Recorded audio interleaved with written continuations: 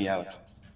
Yeah, sure, all the time. All right, I gotta go. So we're going Okay. to the YouTube. So head on out to the YouTube. All right, everyone. This is the fifth lesson on investing. So thanks for joining. My name is Martin Shkreli. I'm your host for this series of investing basics. We're gonna go through a couple of things. Just give me 1 second while I load some files up. And one of the things we're going to talk about today, and this course is pretty iterative, and you may find it even a little bit kind of going over the same material over and over again. But I think that each time you do a financial model and you understand financial statements better, the more and more things become apparent to you, and the more you sort of come to grips with key facets of finance that are very important. So what we're going to talk about today is sort of a little bit about portfolio construction.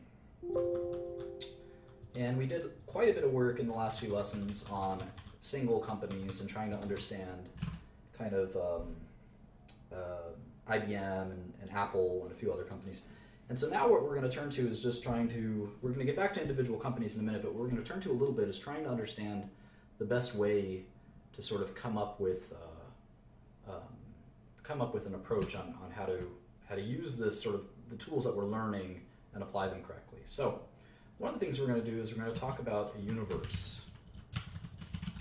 And a universe, at least when it comes to investing, is sort of we're going to refer to it as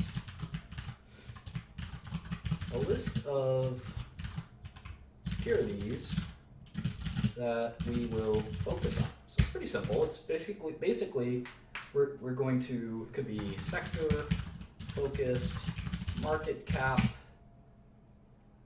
focused. So we can say I'm just going to look at small caps, medium cap, or large cap. You might want to look at small caps because maybe you think that there's more alpha in small caps, or you want to look at large caps because you're investing too much money. You have billions and billions of dollars that you're managing, and you can only invest in large caps because small cap companies are too small to make investments in. You might invest in a sector like tech or healthcare or energy. You might say that you want to invest in growth versus value. Maybe it's a style focused. There's lots of different ways to limit your universe. And the reason we want to limit our universe is because there's so many equities out there, at least in equities and bonds as well. You can see there are 68,000 tradable equities right now. That's a lot.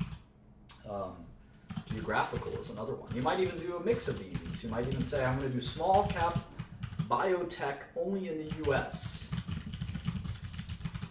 And that universe could be 300 securities. And you can actually, study 300 securities with a few people. If you're going to think that you want to do at least 100 hours per security, you can cover that ground in a year. So that's sort of the reason why. You can't really do that if you're studying 68,000 securities. That's too many. It's too many. So let's do tech. Let's kind of quickly do tech. Tech, now technology and telecom. Tech and telecom. Let's try that. And we'll see what our universe looks like. 5,000 companies. That's a lot more reasonable than 68,000, right? A lot more reasonable. It's probably going to be even less than 5,000 when we get to it. So let's see.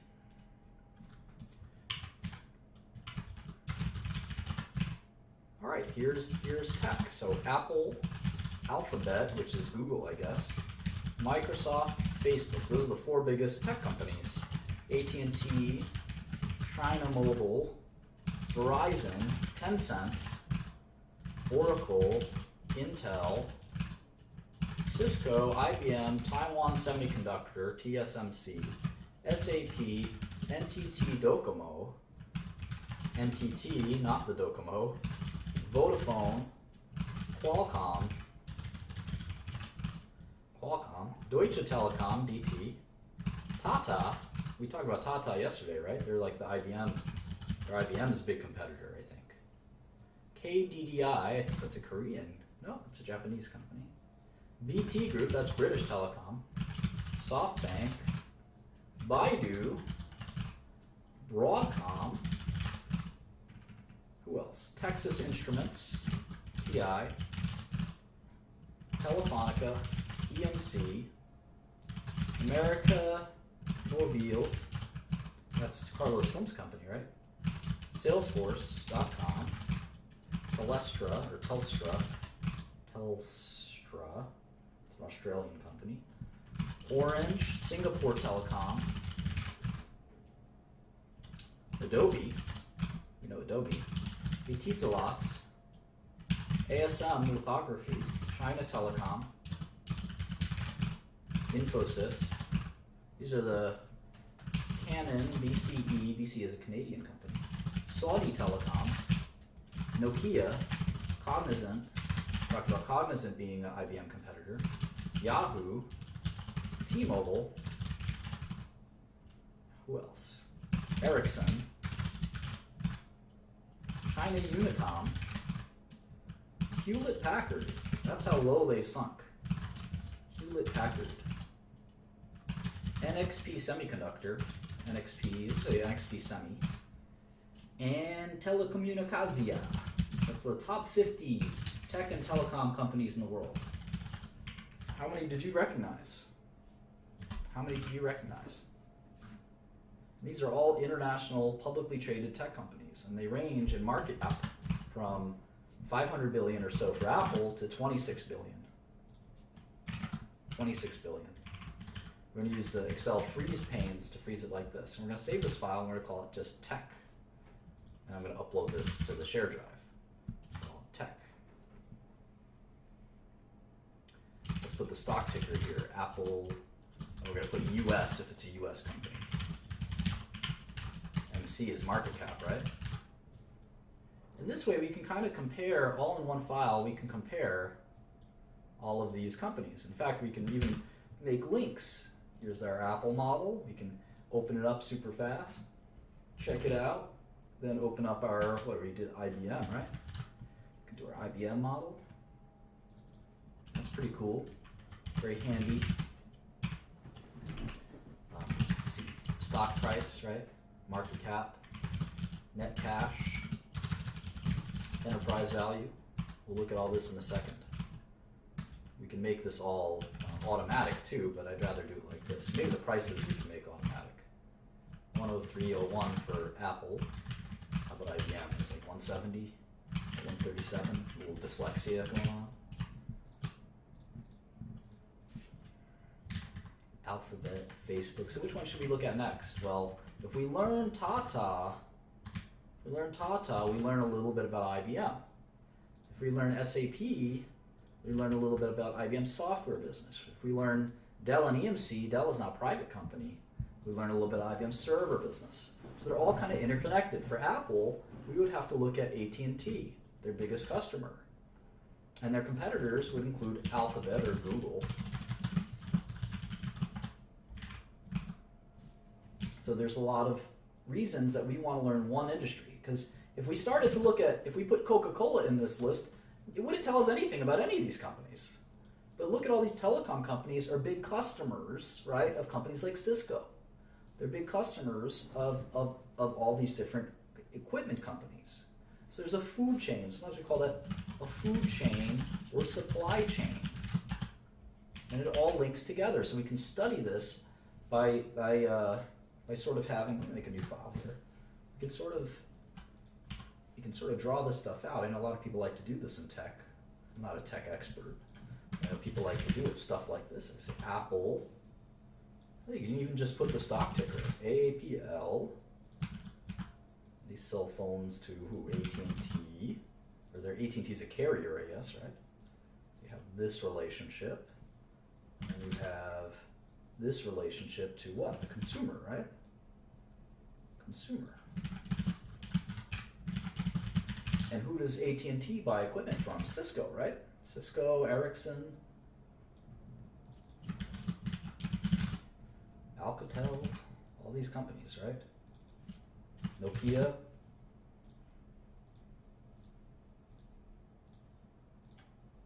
And so forth and so forth. And you want to understand how all this works. Does Apple buy Intel chips, or do they make their own chips? I don't even know. We'll have to learn all of this stuff.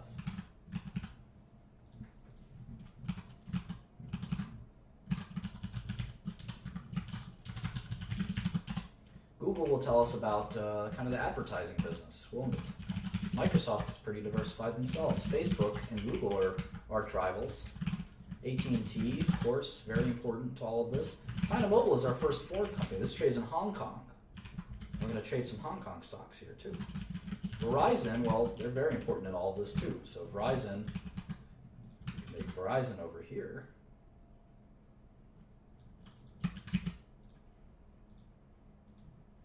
We can make this as detailed as we want, or not as detailed as we want. Right, we make it over here. And all of these guys, by the time you're done, this thing will be indecipherable, basically, right? Let's see, this is not accurate. This is kind of goes here. So these guys are competitors, Verizon and AT&T. And they also go back to the consumer. Now, Verizon also does triple play, right? I don't think AT&T, maybe AT&T does have triple play, but I'm not sure. Verizon is a cable company too. So we'll keep doing that and getting that squared away. Tencent also doesn't trade in the U.S. It's a Hong Kong company as well, 700. The tickers in Hong Kong are numbers. You can see that. Oracle and SAP are arch rivals. Here's SAP. Intel, of course, has very little rivals at this point. Cisco, Taiwan Semiconductor, trades in Taiwan. SAP technically trades in Germany, but also trades in the US, and so forth and so forth. So Tata trades in India. So we're going to want to look at all of these companies. We're going to want to look at all of these companies because they're all interrelated. Now, obviously, some of them aren't interrelated, right? Facebook is thinking about making a phone, I've heard, but they're really, at the end of the day, just a kind of a social networking company. You see the relative market caps are very interesting to kind of see how they stack up. Verizon might be a fun one to look at, I'd say.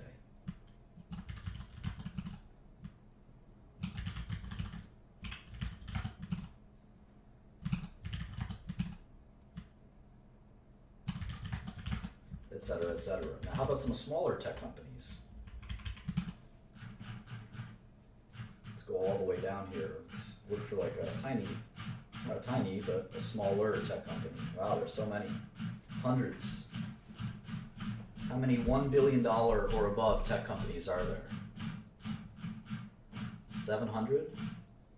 About 701, exactly. Crazy. Do we recognize any of these companies? Half of them are Chinese. Look at that. All these Chinese companies. Stop when we really recognize one of them. Alarm.com? No way, that's a real company. Alarm.com. ALRM.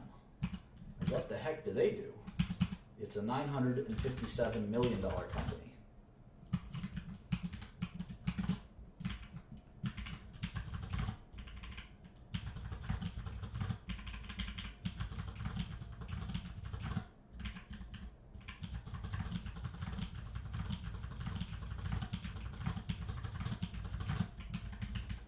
Alarm.com.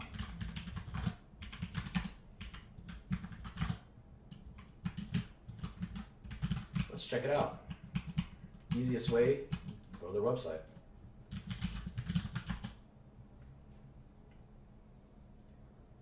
Protect what matters most. Cutting edge security you can rely on. Okay.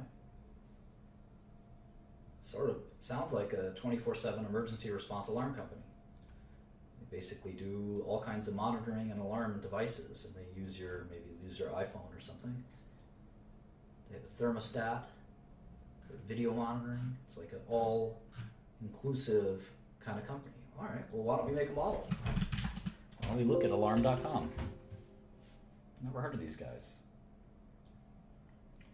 Let's look at the basic 6 things. And it's fun to look at kind of these smaller companies. They're more exciting than Apple. They're more likely to have stock prices that aren't accurately reflected by the stock market. ALRM is their stock ticker. So I can look up their stock price very easily. It's $21. This is what we would call a mid-cap or small-cap company. It's only $1 billion company.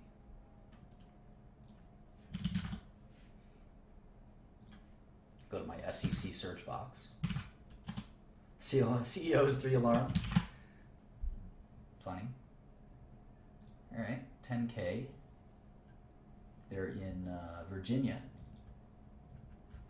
and they have 45 million shares outstanding. 45.582 million shares outstanding as of Q4 2015, at the end of Q4 2015. So that makes it roughly $1 billion company. This is much more reasonable, a $950 million company. It would take you $96 million roughly to buy 10% of the company. It's affordable. There's the 10K. All right. First page of the 10K, we are a leading platform solution for the connected home. Through our cloud-based services, we make connected home technology broadly accessible to millions of home and business owners.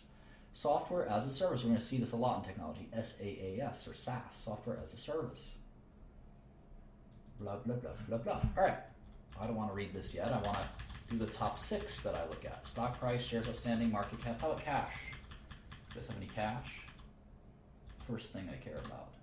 Show me the money.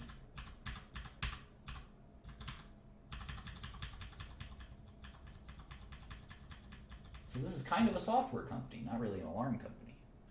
Let's see, cash, 128 million. All right. Young Metro has more cash than that. Accounts receivable, inventory, OCA, TCA, PP&E, intangibles, goodwill. Okay, that's it, 128 million in cash. How about some debt? 6.7 million I spy.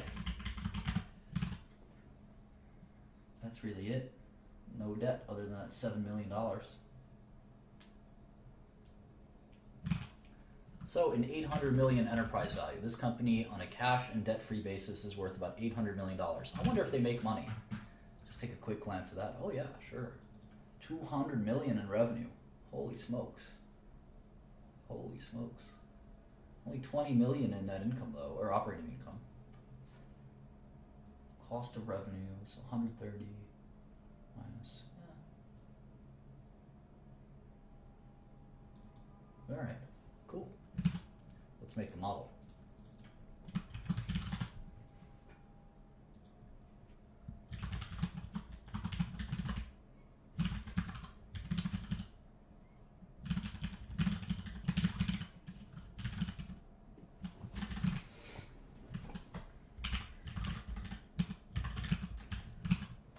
Look at that revenue growth. Pretty amazing, huh?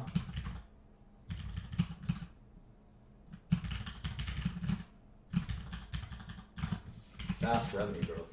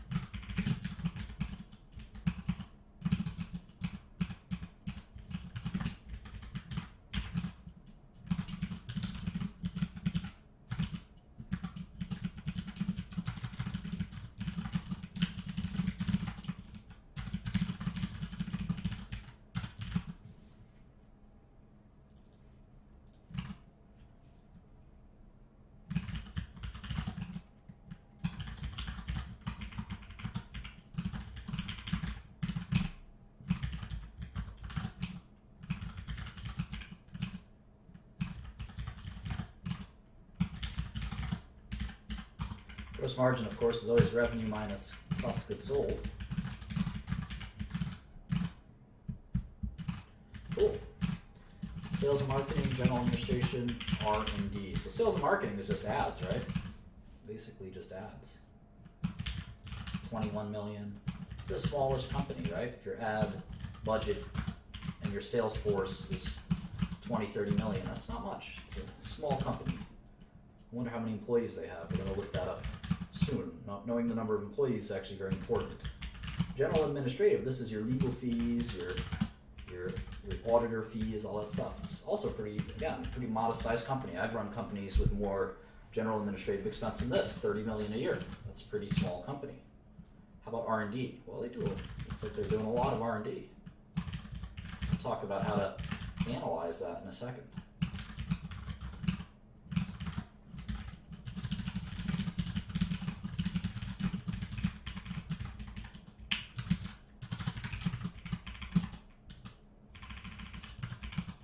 You can see their operating income has been rising.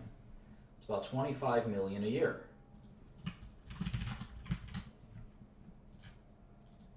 So if it's an $800 million company, it'll take you about 33 years to make your money back. It's enterprise value to the earnings. Let's go back to our list here. So let's see, the market cap, let's see, what's the stock price? It's $21. The market cap is the stock price multiplied by the shares outstanding, which in this case is 46 million or so.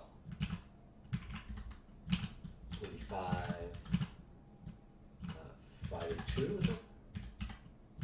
Yeah, 45,582. The net cash was 128 minus 7, so the enterprise value is this. All right. So now, if we do 2016 earnings, maybe, yeah, 2016 earnings, we're expecting let's say we're expecting 30 million, more than last year. A little bit more than last year. Well, we can say that the 2016 ratio of enterprise value to earnings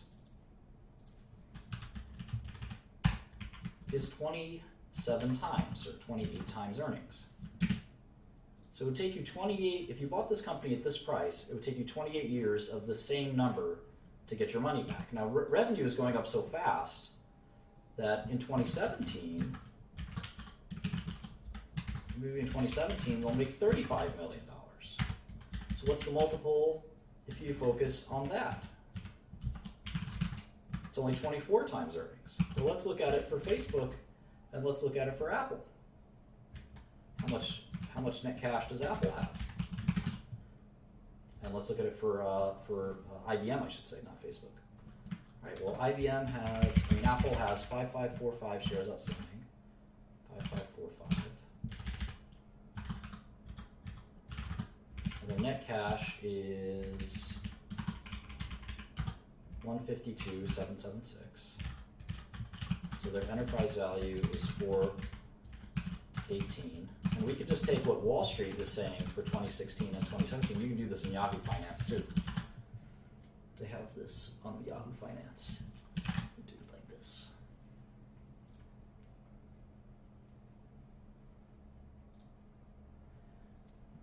For Apple, they're expecting 50 billion in net income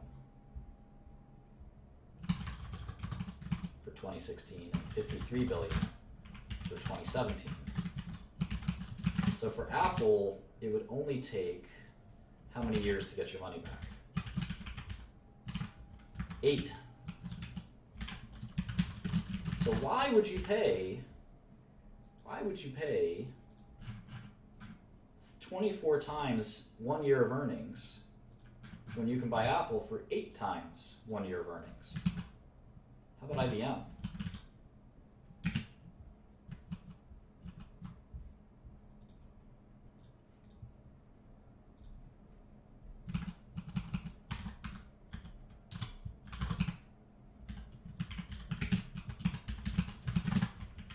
IBM. IBM is negative net cash, right? Negative 31,695.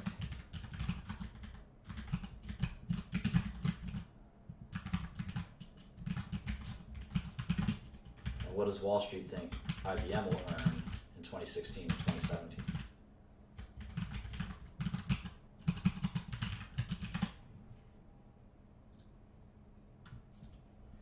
12,770,000,000 and 13 billion. So IBM is technically cheaper. It's not actually cheaper, but on a enterprise value to earnings ratio, it's 13 years. The company's worth 165 billion. If that doesn't make sense, stop and go back to the first few lessons. The company is going to make 13 billion a year. If that doesn't make sense, stop and go back a few lessons. So on a ratio basis, you're buying a company for $165 billion. You could buy a share of that company. And the company is making $13 billion a year. So it would take you 13 years. Apple will only take you 8 years. It's pretty amazing. Do I have this right for Apple? Let's see. Net income. Yeah, that's right. Eight times earnings. Pretty crazy. So people are more concerned that Apple can't keep up these earnings than even IBM. That's what you can imply by this. It doesn't mean that you should buy Apple and sell IBM. It means that the market's very worried that these earnings may fall victim. So it's assigning it a higher discount rate, because if you do the opposite of a PE, you can do an earnings yield. So you do 1 divided by, or you can do the earnings divided by the market cap. It's like a bond. And you can see it's yielding 12%, which means it's a higher, in essence, discount rate. Higher discount rate.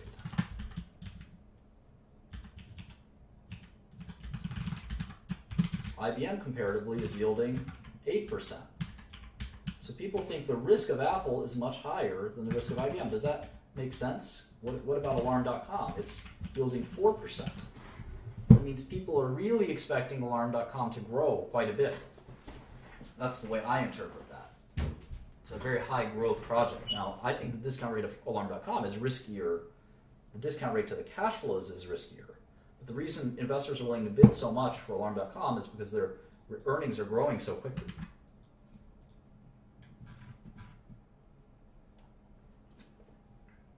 So we have a lot to think about and discuss, but we're trying to slowly get a sense for all of this stuff. So let's keep going with Alarm.com. Why investors will pay so much for growth companies is something we'll talk quite a bit about, and it is a rational thing.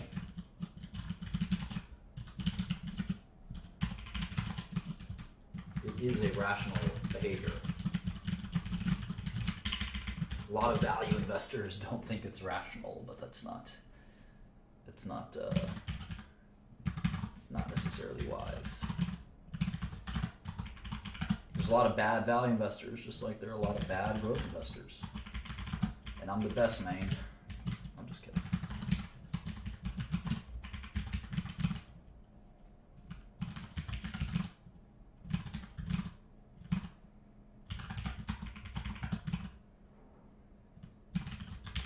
So one of the things you might notice is that my numbers don't match up to their numbers, and I want to talk about that as soon as I finish. And this is how you pick up lots of little things along the way. This is not a class like any other in that we can give you a definitive lesson plan. You kind of have to learn by doing, and by doing we're explaining. And each successive company we do, we've sort of mastered an elementary part of the last time. We're added a new advanced part. Like we might actually do the cash flow statement this time. So I have the following three numbers for net income. I have this company, Alarm.com. They made $8 million in 2013. They made $17 million in 2014 and $18 million in 2015. So I actually have to adjust these. So let's say they'll make 20 and 25. All right, but the 10K has different numbers. Let's close out IBM. The 10K says that they made 4, 13, and 12. 4, 13, and 12. And I have them making 8, 17, and 18. Why? Well, if you noticed, and you watched very carefully, I'd be very impressed if you picked it up, I did not include this line. Amortization and depreciation. Does anyone know why? Who's the smart person? Who's the smart person that knows why?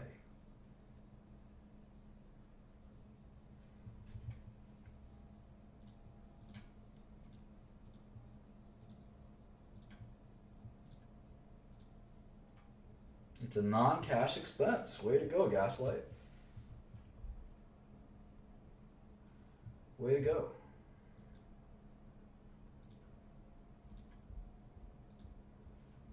Excellent. You guys are, wow, you guys are really good, huh? God damn, look at there's like 100 people know the answer. I'm so impressed.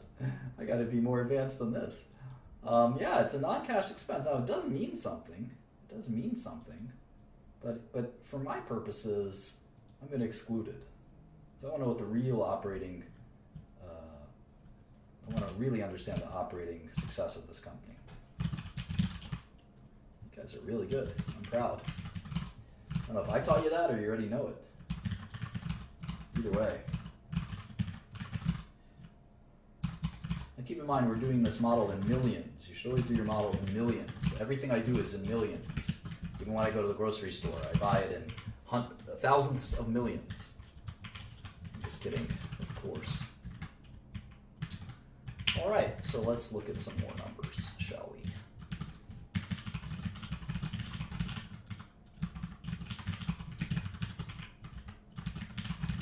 Some of you are fast students, I'll say that. How about margins? Let's do revenue growth. These are the kind of the two metrics they always want to look at for any company. Revenue growth and gross margins. Get my microphone a little closer to me here. Try to move the keyboard away a little bit. Revenue growth. 25% revenue growth, very high revenue growth. We're not doing the blab anymore. It's no co-host worthy. I wish Akil would do it. Akil would be worthy. Margins have been declining. Interesting. Interesting. Oh, I got the wrong thing for margins. There it is. I was going to say, these are low margins for a software company. Margins have been growing. And you see that in a software company, you have pretty nice margins, 60% gross margin. Drugs are about 80, 90% gross margin. And this isn't even a full-blown software company. They have some hardware too here. The software margins have got to be really good. In fact, we can calculate that out. Software as a service gross margin, it's going to be kind of a complicated formula. Let's see. SaaS revenue minus SaaS COGS is SaaS gross profit divided by SaaS revenue.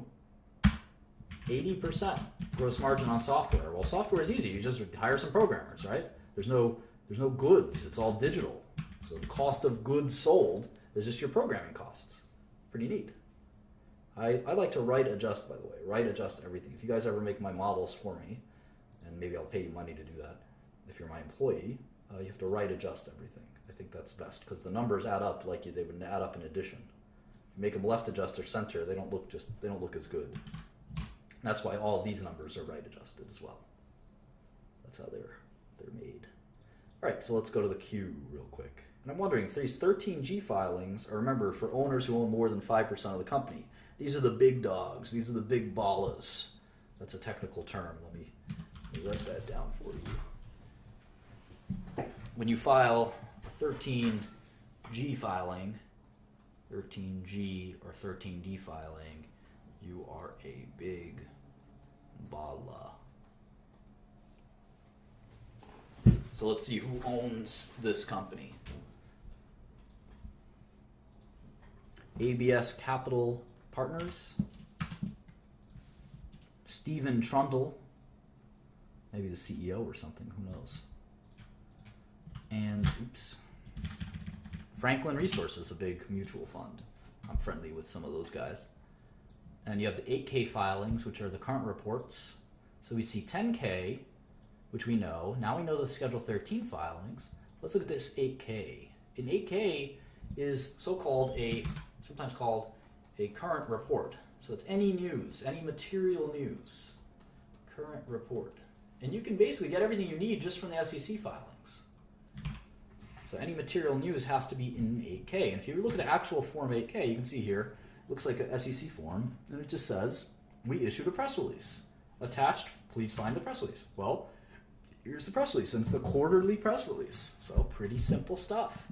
And you can see they give guidance. So they're actually saying, for 2016, we expect total revenue of $236 to $240 million. Let's go to our model. Well, last year was 209. So 236 means that's going to be another 20% growth. They expect 236 to 239. Oh, that's less than 20% growth. They're slowing down. In fact, they have to grow only 14%. So they're really slowing down their growth. I bet their margins will still be really good. Let's see. Let's calculate. What do you think their margins would be? 60, it was 58, then 60, then 63. Maybe it's going to be 64. So their gross margin would be 152 million. Sales and marketing, let's see how much sales and marketing has grown year over year.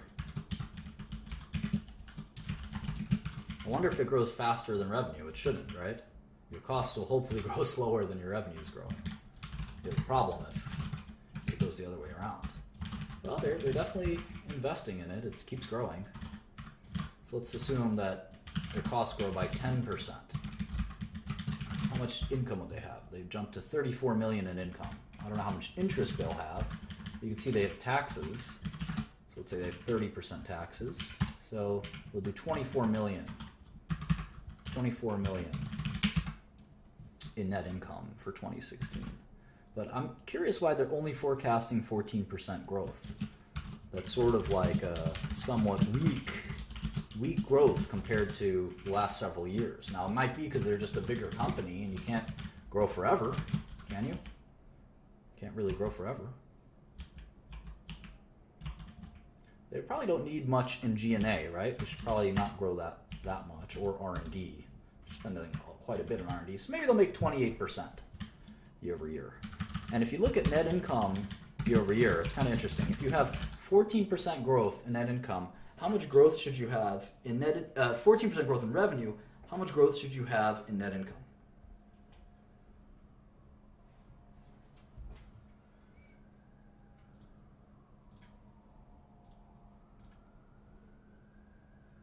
I'm not using analyst ratings. I've never used analyst ratings. Buy, sell, never.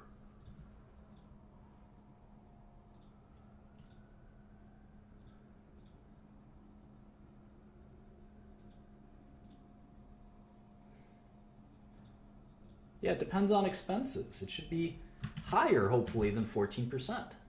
That's called, we call that leverage. Leverage. And I'm disappointed that so many of you got this wrong.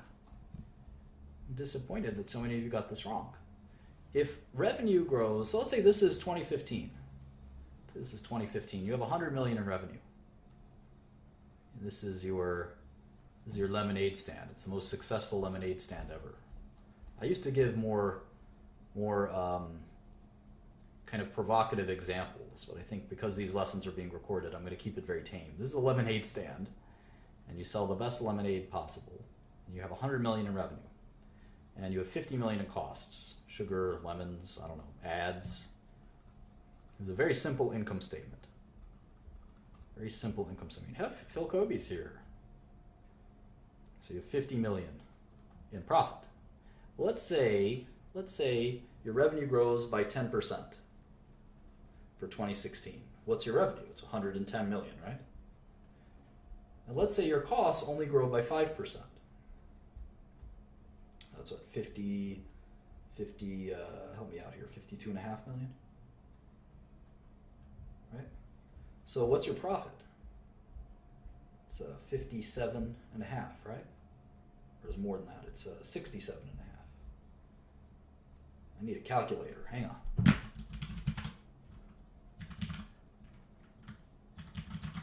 $57.5.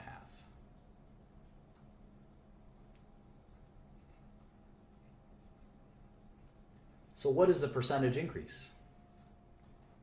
It's more than 10%. We call that operating leverage. What if the costs grew the same amount? Would X equal 10%? Let's see. Change this to 10%. We change this to 55, right?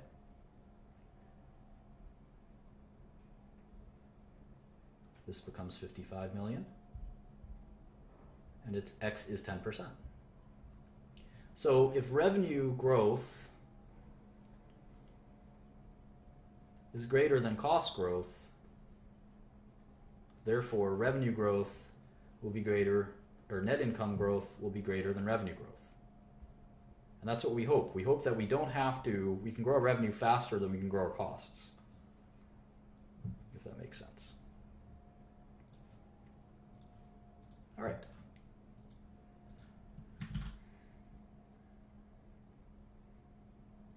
Yeah, variable cost, fixed cost, it's a good question. You can have a variable cost, but this still has to, it's a necessary cost. Anyway, let's get to the 10Q. Or at least we have the press release for the Q4 results. So let's pop those in real quick. Let's pop those in.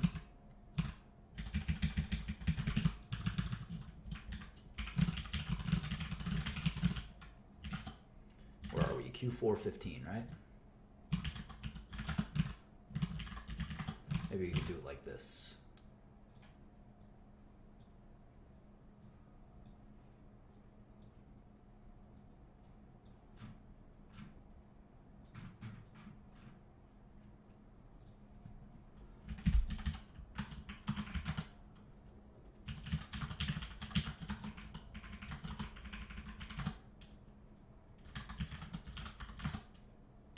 It's crazy that their biggest expense is R&D. It's almost like they have a lab studying alarm technology. It's pretty advanced stuff for an alarm company. Now again, I'm excluding that amortization and depreciation. We're going to get back to that in a second when we go to the cash flow statement. Since you guys are so fancy and you know everything, I'm going to hit you with the cash flow statement. And we'll see how smart you are then. We'll have your brains turn to mush as you ponder cash flow statements. What am I doing here? What am I doing? I need a line. Here we go. All right, and to copy paste, we're just going to copy and paste everything and put it there.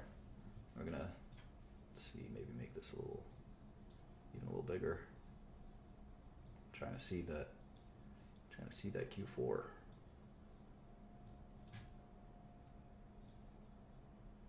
Of last year. There it is.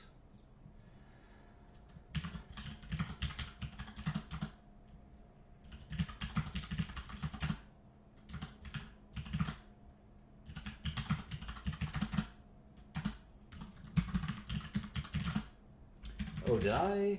Oh, look, I made this in thousands. And I made this in millions. Uh-oh.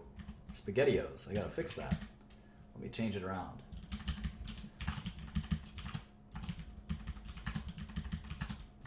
Like I said, only deal in millions. Apparently I dealt in thousands just there.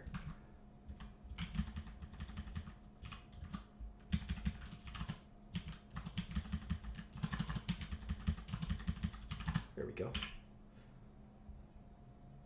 Easy peasy.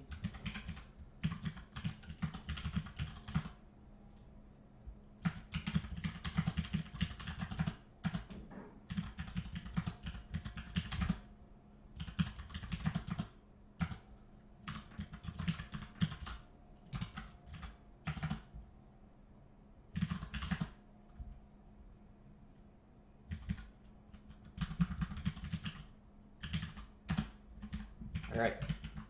I wonder how much revenue grew in Q4 year over year. 25%. So why would they tell us that 2016 is only going to grow 14%? Maybe they're being very conservative. Some companies like to do that. I always just like to tell investors the truth. This is how I feel. I might be off up, I might be off down, but that's how I feel. Look how fast their costs are growing. Costs are growing faster than their revenue. Crazy. Madmen here. Their R&D is exploding. And that's why their net income is not growing. They actually made, even though their revenue grew by 25%, their net income fell. Crazy. These guys are really investing in their business. They may be just overspending. Never know. That's why you have to judge management and see if they're making smart investments. All right, let's go to 10Q for Q3. We're pretty slow here. We gotta pick it up. And again, it's pretty good because you can just copy and paste these formulas.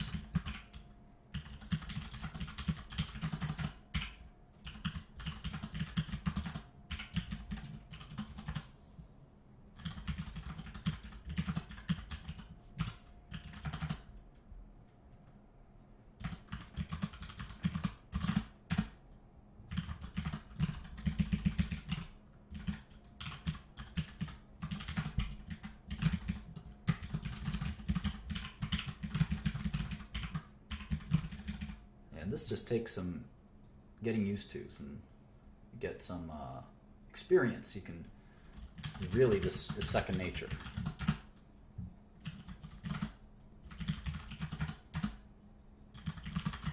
And that's why you have to practice. I mean, there's no two ways about it. You got to do hundreds of these, and then you really start to learn. You got a sixth sense about business, and this is all free. You can sit here and model companies all day long. All day long. That's what I do. All day long. You get a sixth sense about business. You really do. You just got to focus on one industry because you learn a lot by learning each of these companies. Like if we thought that there were too much R&D expenses here, we could go to alarm.com CEO and say, you know what? I look at every other software as a service company, and they don't spend as much on R&D. You guys are wasting money. But you can't do that if you're covering beverage stocks and software stocks. You don't have any credibility. And it's important to have some credibility. At least that's my strategy. There's other people that like being diverse in sectors, and they call themselves generalist investors. I don't quite trust that. And you know what happens when Young Metro doesn't trust you. This company just went public. I can tell because they only had 3 million shares outstanding, and that jumped to 20 to 50 million shares. That usually happens just before you go public with an IPO. If Young Metro don't trust you.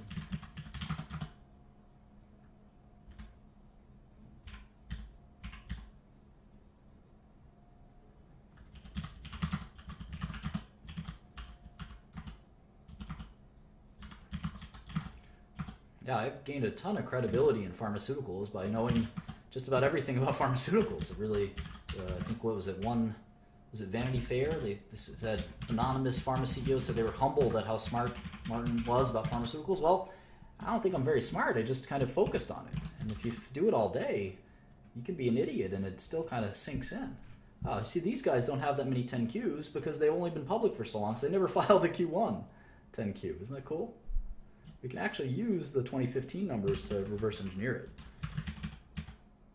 2015 minus these 4 quarters, three quarters, and we'll get a full year number.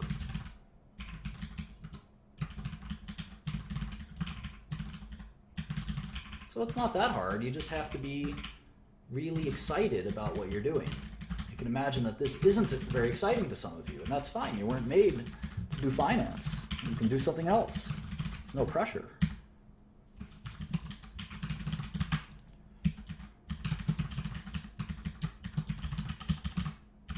I don't think I'm a genius. I just think I love pharmaceuticals, so it becomes so easy for me to study hundreds of pharmaceuticals because I love it. If I didn't love it, I wouldn't do it. I would hate sitting here and doing this all day. I love investing too.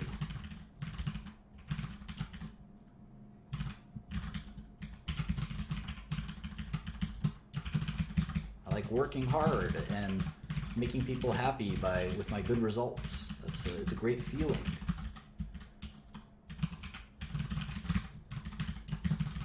All right. So they've had these 60% margins for a long time. They've had that 25% revenue growth for a long time. And all of a sudden they're telling us, well, you should expect 14% revenue growth going forward. Why? Why? Let's see. It's the leading platform solution for interactive security in the connected home.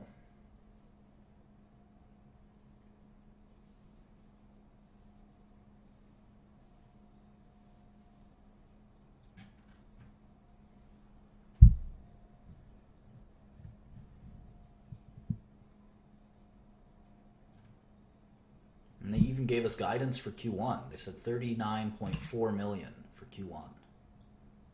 39.4 million for Q1, which is pretty similar to last quarter.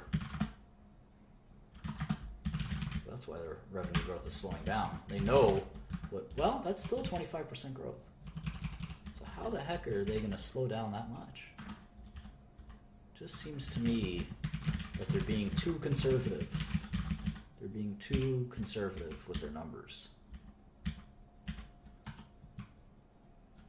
And I don't personally like it when companies do that. I think they should just be honest.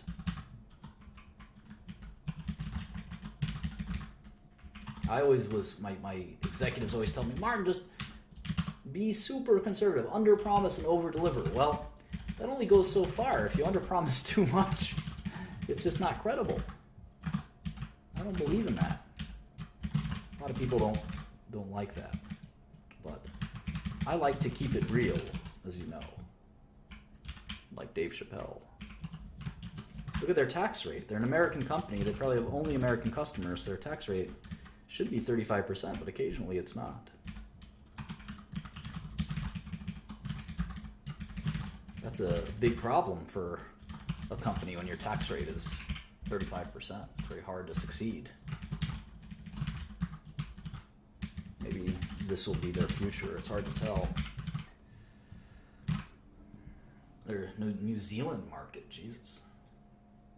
I wonder how many customers they have in the U.S. I wonder how many employees they have. All these things are jumping into my head. I want to know everything about this company.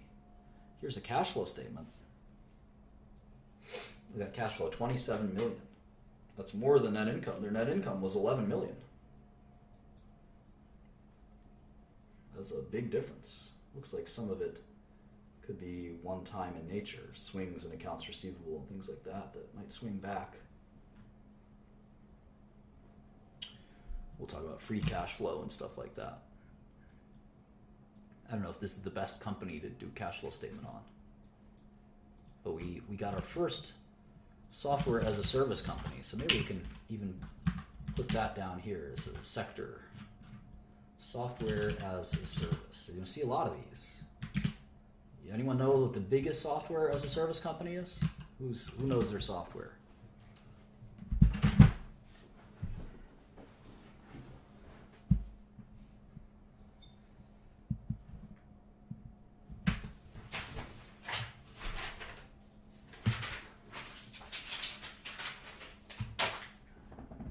It's on Amazon or Oracle. Q1, Q2, it's quarter one, quarter two. It's Salesforce.com is the way I would think of it.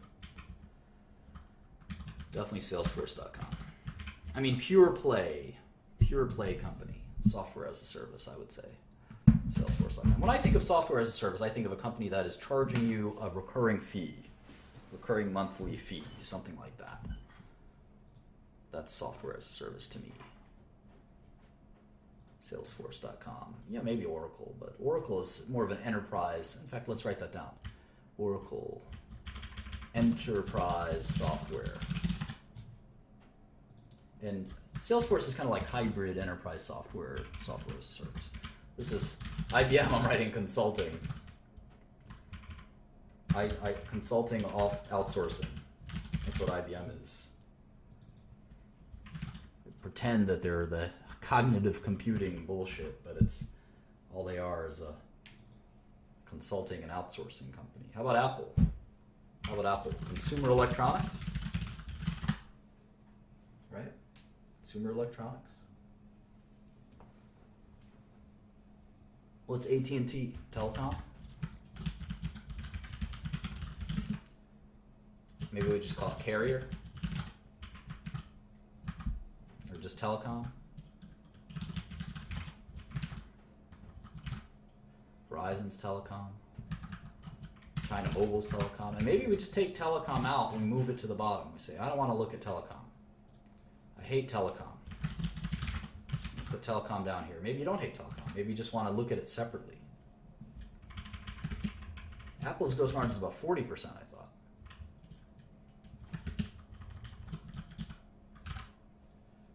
What other big telecom companies? NTT, Vodafone, these are all telecom. I don't want to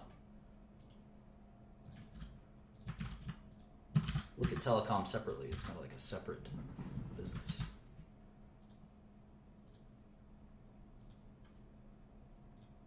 Telefonica, BT, DT.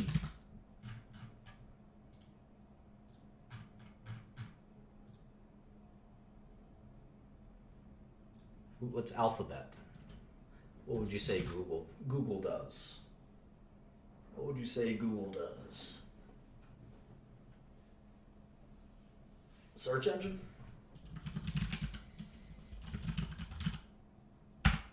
How about Microsoft? Enterprise software? Business software?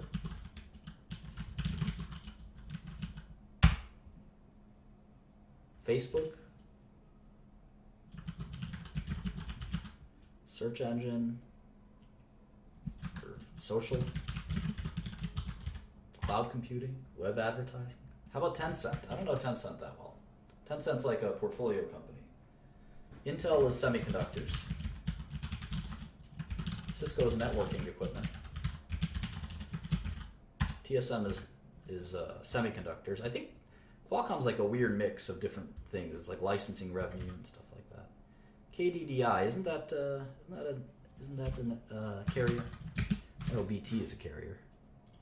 Let's move that down there.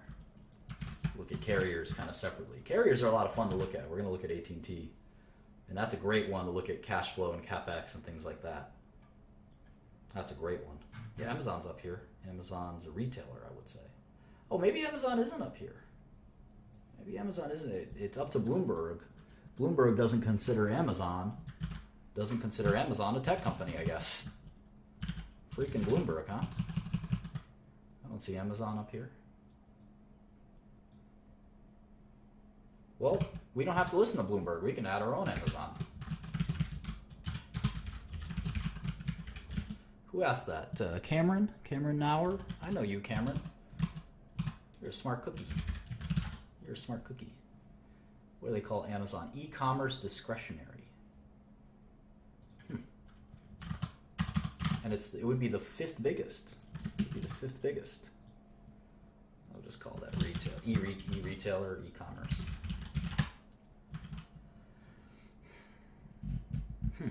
I think it's a tech company. It's sort of a mix of retail and tech. Why not? It's up to us to include it where we want it, right? Texas Instruments, this is a semiconductor company. Telefonica, that's a carrier. Who else? EMC, isn't EMC, do they keep EMC stub public? And Dell owns most of that now, right? American Mobile is a carrier.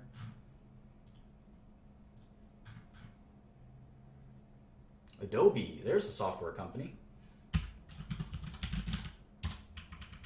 Orange and Telestra, those are also telecom. China Telecom. BCE, I think that's a Canadian telecom company. Saudi Telecom.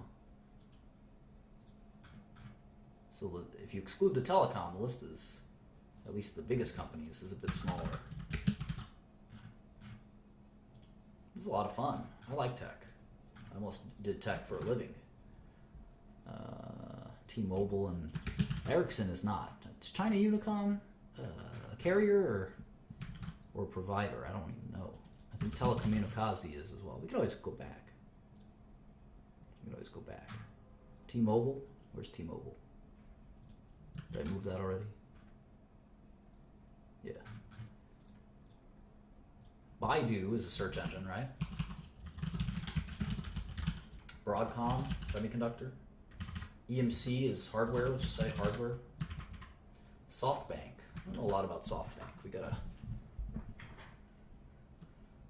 We want to, like, the same way we want to segment tech, we kind of want to segment tech and not just do tech and not do healthcare or not do consumer or not do energy. We also want to sub-segment it, because tech is such a big industry. We want to kind of get it into a, start with just one subsector. We'll pick that subsector soon. We'll pick it, in fact, we'll vote. We'll vote and pick it together after we do a couple each. Nokia's, I don't think it's consumer electronics anymore. I actually think it might be networking equipment. Yahoo is, Let's say internet. Let's just say internet. Maybe that's fair. Internet. Let's see what else. We only did the top 50, so it's after Telecomunicatie is Swisscom. That's a telecom company. How about Intuit? That's a TurboTax company, right? Is that software as a service? Maybe. How about Changhua Telecom? I'm guessing that's a carrier, but you can check on that later. Changhua Telecom, of course. And is this Telefonica? TDV? Telefon Venezuela, I think. Televena. Telenor. These are all the little Norwegian. That's a Norwegian telecom company. We've got Yahoo Japan. I think Yahoo Japan's so valuable because they have Alibaba. Now, where's Alibaba on this list? That's also e-commerce. So let's make a e-commerce list. Sectors. Consumer goods, consumer services, retail, general retail. Where's e-commerce? Where's e-commerce?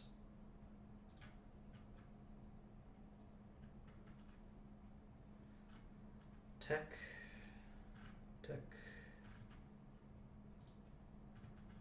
internet. I don't know, where'd it go? I want whatever Amazon is in. Whatever Amazon is in. Let's see if this will work. This would just go into here. So, oh, there's Amazon. Nestle. What? Is this just every company? What is going on?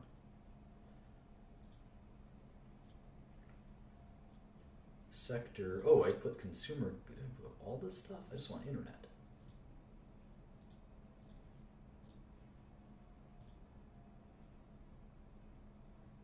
See, Amazon is not in here. That is annoying. Let's see if we can do it a different way.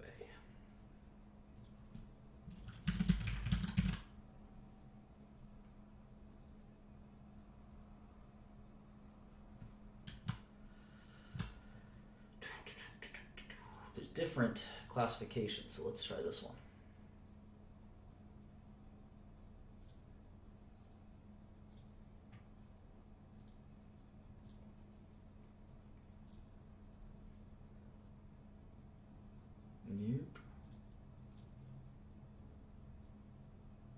Oh, we'll move that.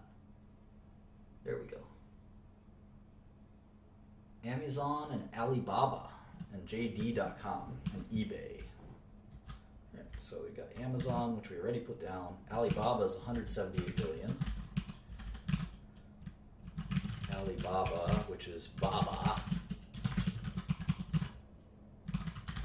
actually 179. A little bigger than Amazon. All right, let's go back to here. Well, no, we're doing this in market cap order, so we're going in order of the biggest companies. So some of the companies you're mentioning are too small. Applied Materials is semiconductor equipment company. I'm just going to write semiconductor. Semiconductors. ASM is semiconductors. Right, what about Corning? It's kind of a complicated company.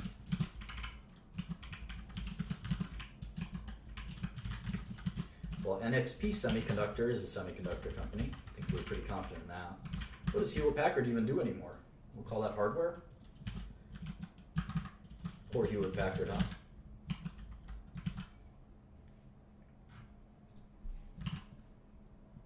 VMware, that's a software company.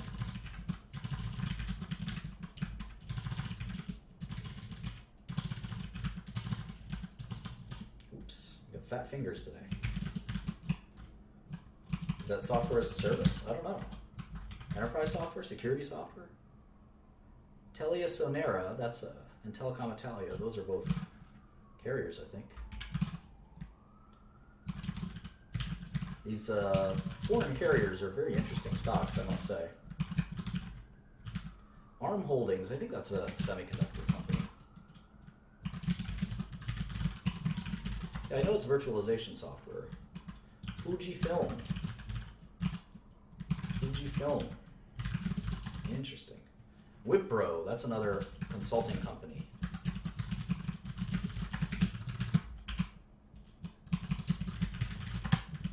I know Wipro. What's Bharti Airtel? Bharti Airtel, I think that's a carrier in India. Bharti Airtel. Hynix, that's a semiconductor company. SK Hynix, Korean. Korean stock tickers have 6 numbers in them. But the 00 I think is not necessary. Semiconductors.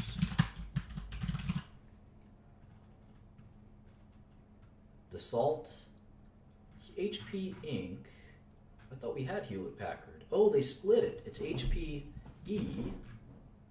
Hewlett Packard Enterprises.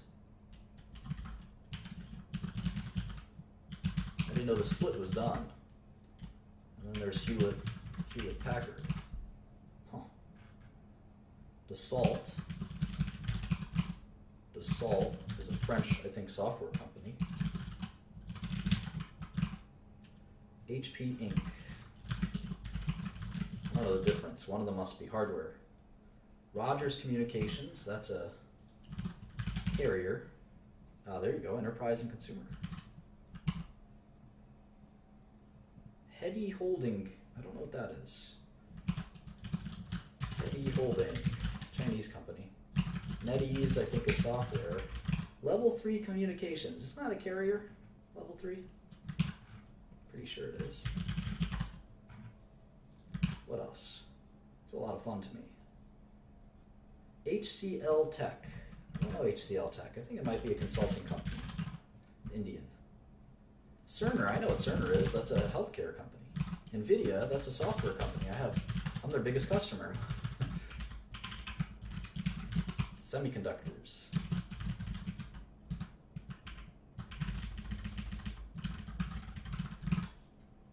It's NVIDIA's, how big is NVIDIA? 17 billion. 17,500. Let's take alarm.com and pull it down where it belongs.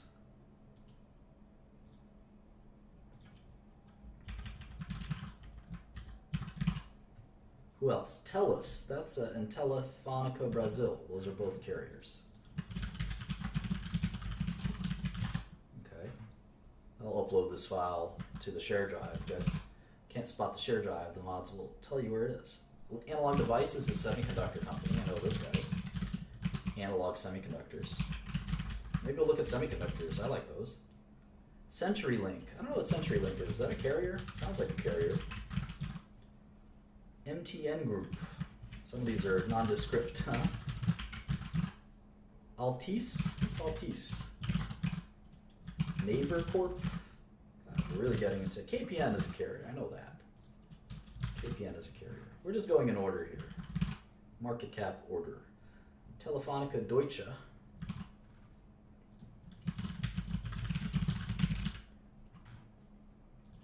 Is it a cable company, CenturyLink? I want to move it into telecom. Who else? Checkpoint Software. Those guys are security software, right?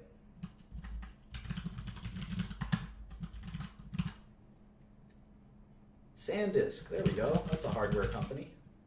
We all know SanDisk. Storage company, right? Who else? Sprint. You know Sprint? It's a telecom company. Yeah, I know this is boring to some of you guys. I'll just move on once we get to 100. Advanced Info. What the heck? Never heard of that. Advanced Info. It's a Thailand company. Interesting. Capgemini. I think that's a consulting company. Capgemini. I don't know a lot about it. And then finally, SK Telecom is a carrier in Korea. I'm so tempted to keep going, but we are down to 14 billion. SK Telecom is 14 billion, and Capgemini is 14 billion as well, right? 14,650. All right. So why don't we try AT&T? why don't we try AT&T? I think we'll learn quite a bit by looking at that one, because telecom companies are very different from high-tech companies. Very different.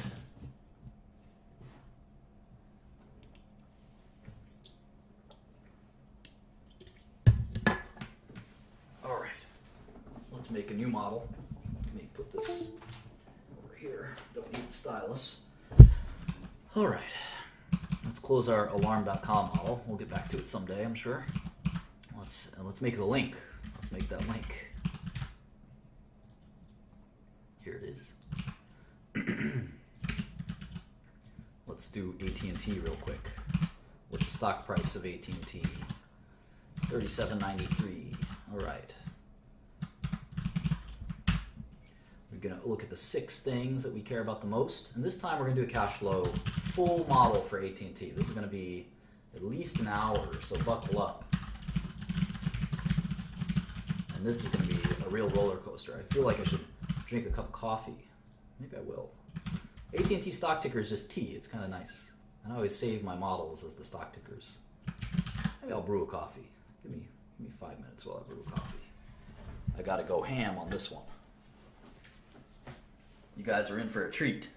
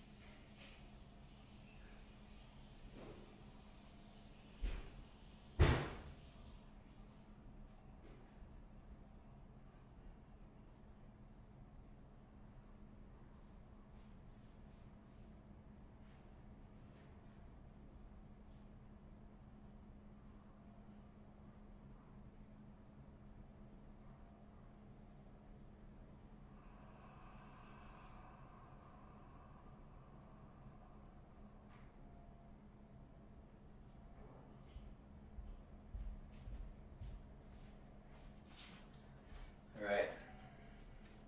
Let's get ready to rumble. I'm going to need this stylus because I'm going to teach you guys all about some serious business in a minute. All right. We're still on the SEC website, which is helpful. We're just going to type T for AT&T. Their most recent 10K. Most of corporate America has filed 10Ks recently. All right.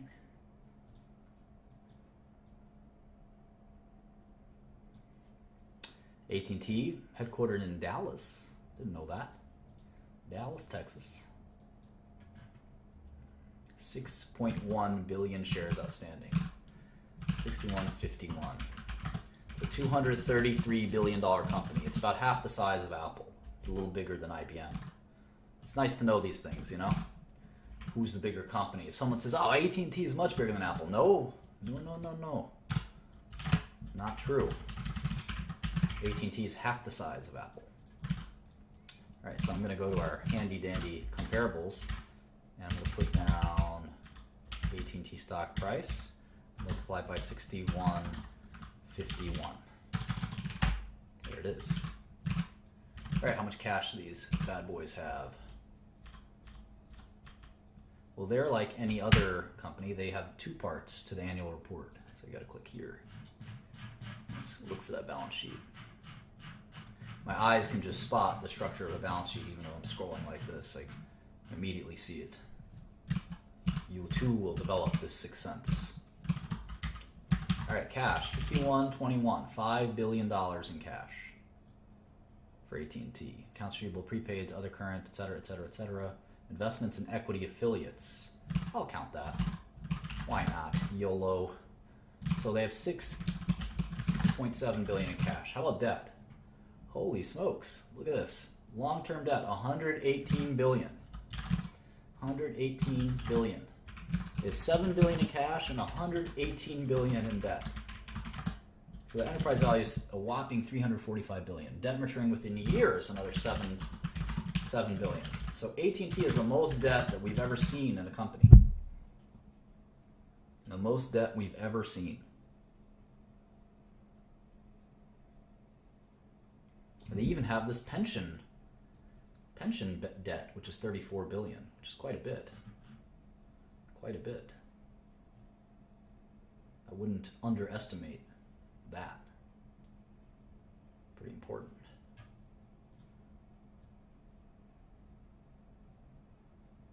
Might even include that in debt. So why do they have so much debt? Well, you're going to find this a lot in telecom. You're going to find this a lot in telecom. Telecom companies have such dependable income that they can kind of leverage. They can leverage with debt, but it can be tricky as well. We'll talk more and more about this. But no, it's not about size. Look at Apple. Apple has huge net cash. It's really more about kind of investment style, I guess. Yeah, the direct TV acquisition would certainly contribute to that. See, even IBM has modest leverage compared to AT&T. Half of AT&T is debt. 200 billion market cap, 120 in debt, 350 enterprise value. Crazy. Pretty crazy. All right.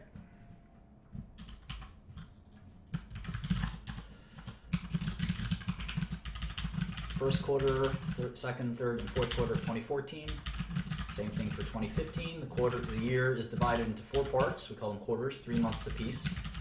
Unless someone is asking that very basic question. And then for years are somewhat obvious. Now, fiscal year versus calendar year is something we always got to pay attention to as well. It looks like AT&T operates on a normal calendar year. All right, let's get down to business.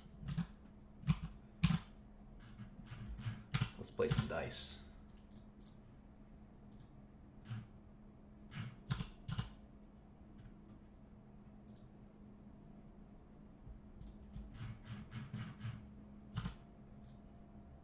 All right, here's I'm out of the 10Q. I went to the 10K. I'm into the 8K for the Q4 earnings release. If that makes any sense to you guys.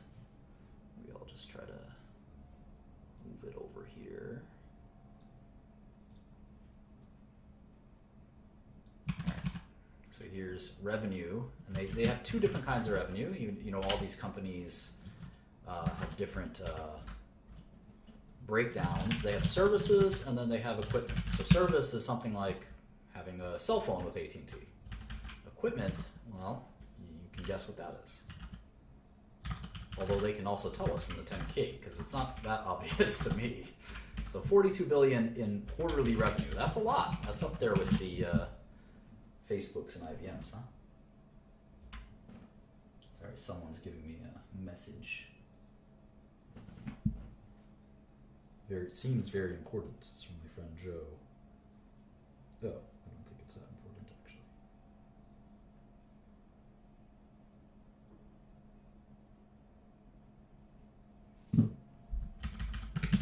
All right.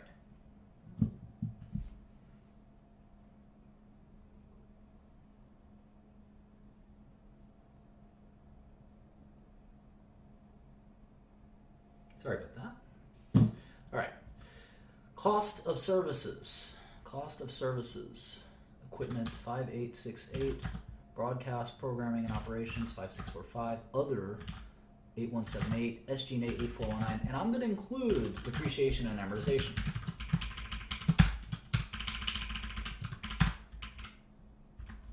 I'm going to include it, and you'll see why. AT&T is very different from other businesses. It's the only time I would ever include depreciation and amortization.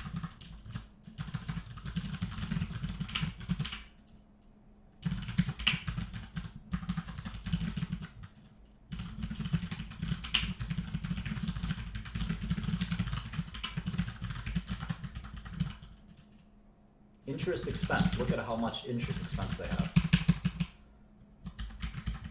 Or interest income. Negative 1143 plus 31 minus 113. And we should also do this loss net income attributable to non-controlling interest. What is that? What is that? This is $80 million that a non-controlling interest made. So it's not all AT&T's. So you have to take out that 80 million. So I'm going to add that to taxes.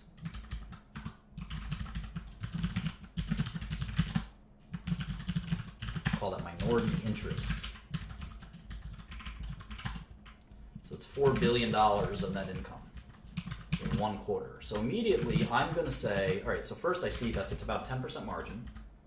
And I look at it year over year and I see that it was 34 billion last year. So that's pretty powerful growth. I'm wondering if that was due to an acquisition. It probably was.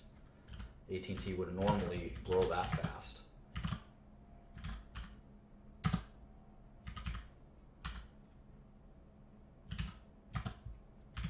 These numbers are bizarre.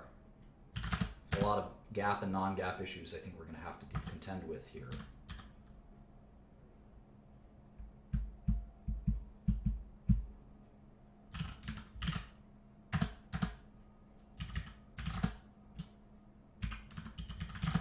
We'll talk about that in a minute. Very bizarre. But 4 billion in net income. So that tells me if they're going to do 12 billion in a year, or 16 billion in a year, that's a 22 years to making your money back, if that makes sense. It's a crude measurement, but it's always interesting to sort of quickly get a sense for that. And we're going to slice and dice this a million ways, trust me. The first thing we're going to do is triple check this.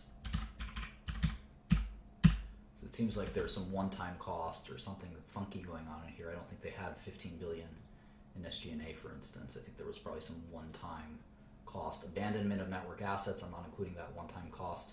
I'll tell you why I'm including depreciation. It's a really important part of AT&T's business. So they lost money last quarter, but I think it's probably due to accounting reasons. Other income. All right, so I want to make sure I got this right. Minus 143, equity in net income plus 31, other expense. Okay, so here it's minus 856, minus 13, plus 125. Okay. I'm pretty comfortable with this.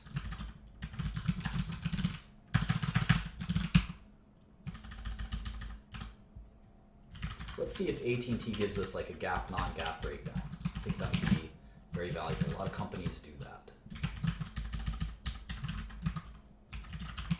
You can see they have a lot more shares outstanding in 2015. They probably issued stock to do that acquisition. This will be fascinating company to look at. Let's see if they do GAAP, non-GAAP. They definitely give us business segments, wireless, fixed, legacy voice, etc. Video entertainment. See if they give us, there's a balance sheet, cash flow statement we'll get back to. They have subscriber data. This is really important stuff. See if they do non-GAAP. Here we go, non-GAAP reconciliation. Interesting.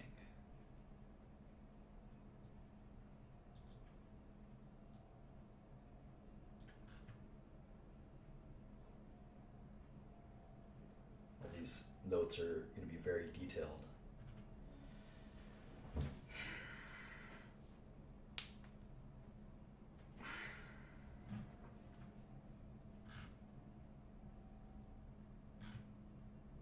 So they're telling us that our adjusted EBITDA,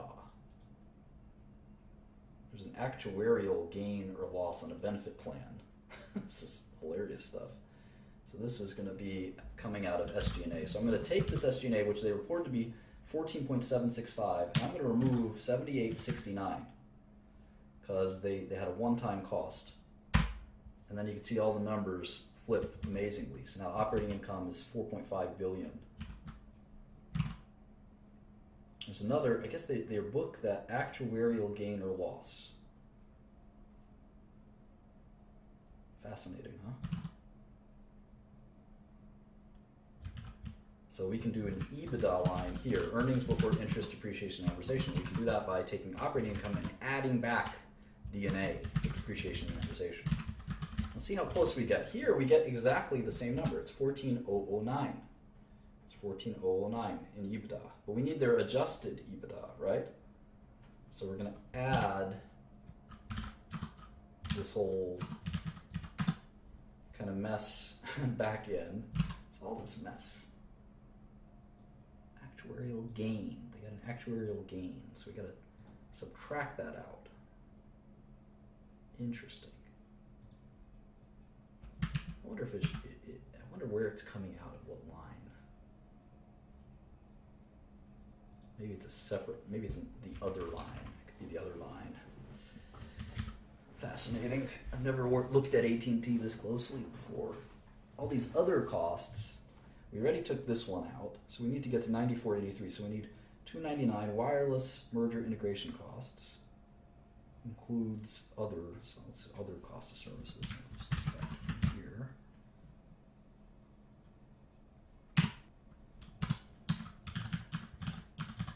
Alright, so we get 94.83 here, and we're trying to get 12,276 here. So I need to take 2 billion from somewhere, and add 2 billion somewhere. Maybe we'll add it here. It seems like it makes sense.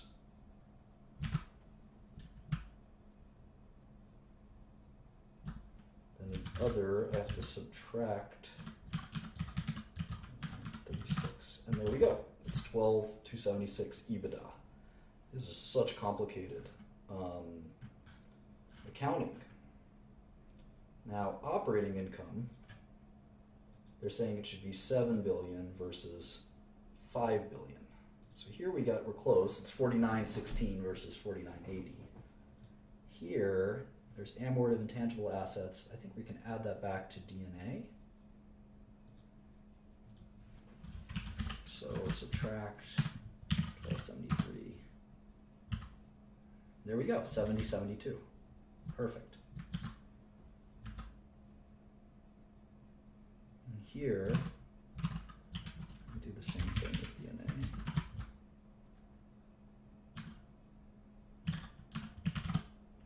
And it's pretty close.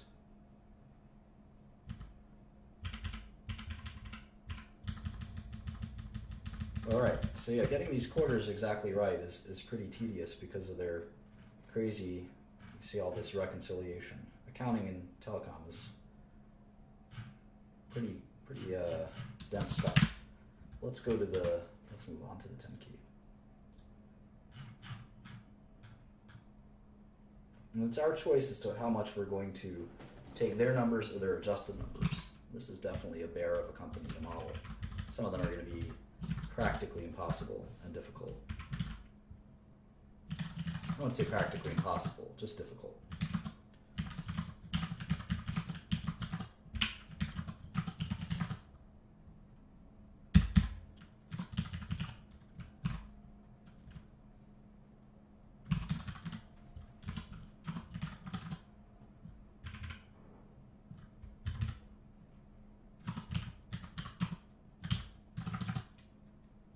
It's easy if we don't do any of the reconciliations. It's how fast we did it. So let me just not non-GAAP. I'll just write up here kind of what we've done. I'll just do the GAAP real quick. I'll go back to do non-GAAP.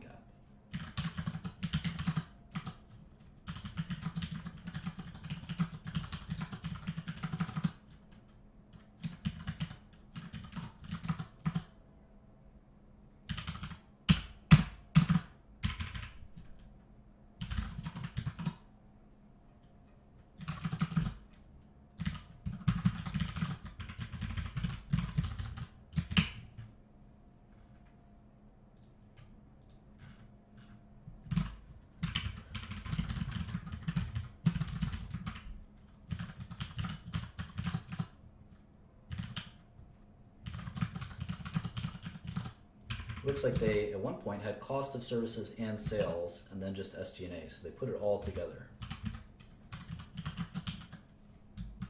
So they used to lump it all together. So they changed their reporting style, you can see.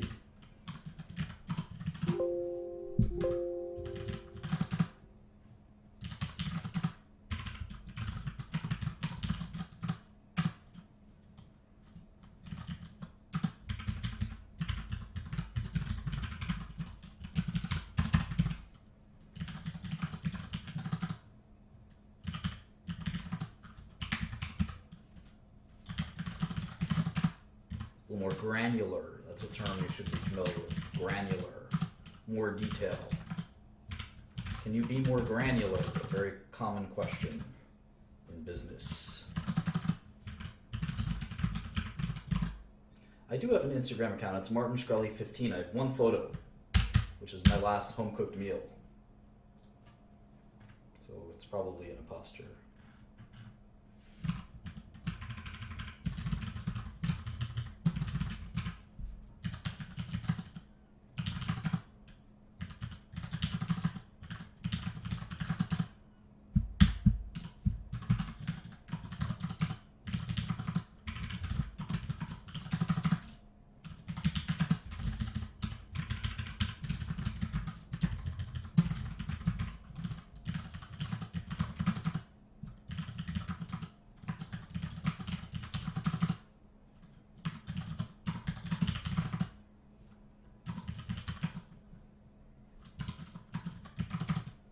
Right, so we got 8 quarters or so.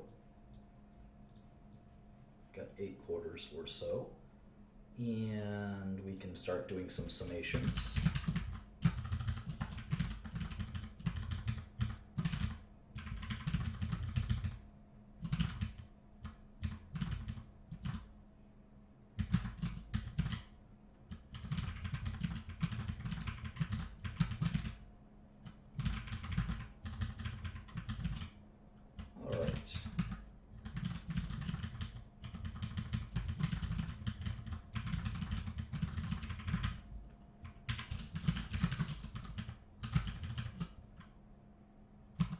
Very consistent revenue, isn't that interesting? Prior to their merger, every quarter, 29 billion, 29 billion, 29 billion, 29 billion, 29 billion, 29 billion, and then it jumped up due to the acquisition. But you can expect consistency from a telecom company because the customers are the same customers every quarter, basically.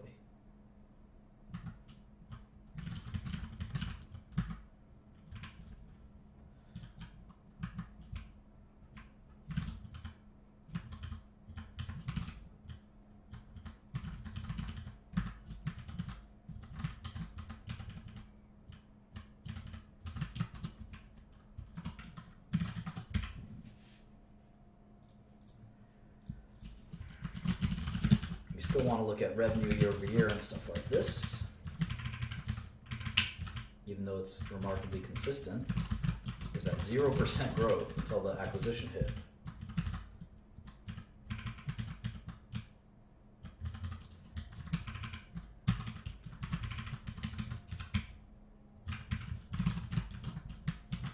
All right, now we're going to have some fun. Now that the income statement is done, we've done a bunch of income statements. Let's do the balance sheet. We've never really done a balance sheet. We might as well start right here. Cash. This is Q1 15. Accounts receivable.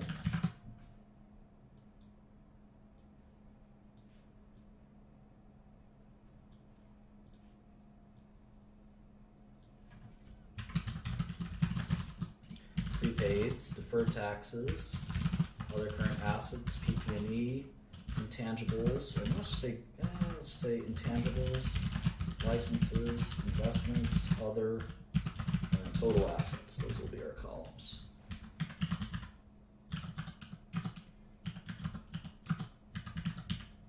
It's fascinating if you see how much PP&E they have. That's all telecom equipment. It's $113 billion. That includes stuff like satellites that they run their networks on. Keep that in mind. It's going to be really important to think about the dramatic amount of PP&E they have. Very important.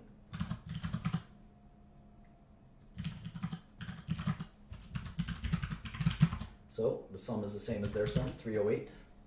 Debt, 8181 plus 88272. So we like to make that our own thing called net cash, right? It's our version, our blend of cash minus their blend of debt.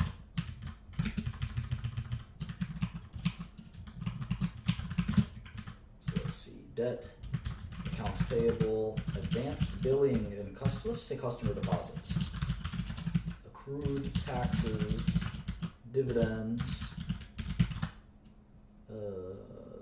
deferred taxes, pension, other non-current liabilities, total liabilities, and finally shareholders' equity and the balance of the balance sheet. All right.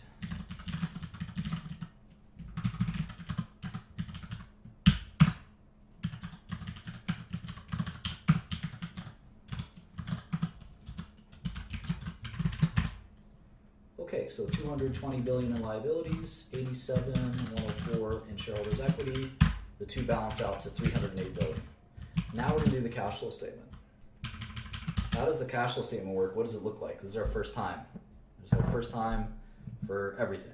So this is our first time looking at the cash flow statement. Make sure my date doesn't get angry.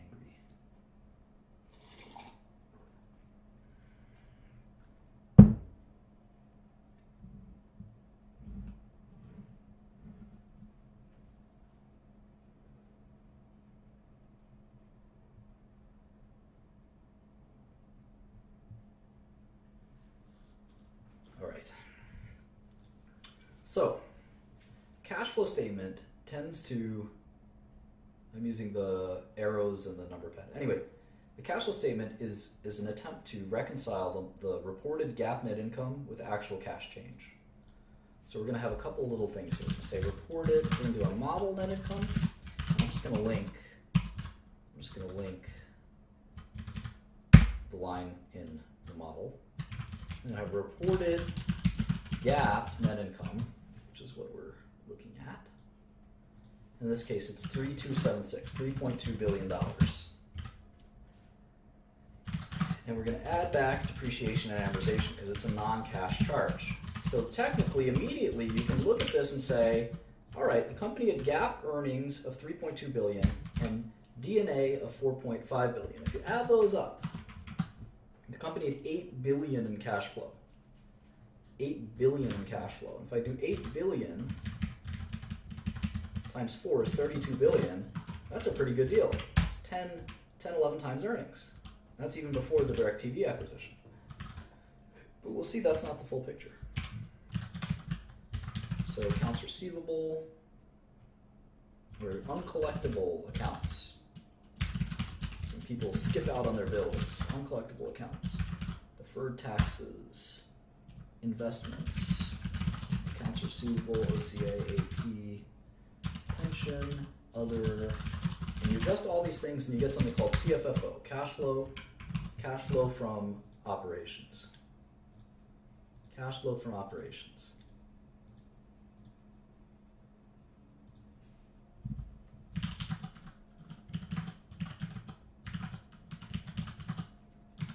And why do we make all these adjustments for other things? It's interesting. It's an interesting story.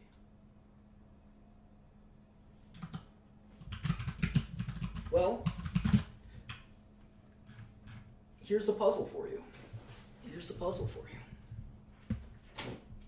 See who's really paying attention and who really understands this stuff. And go back to our lemonade stand.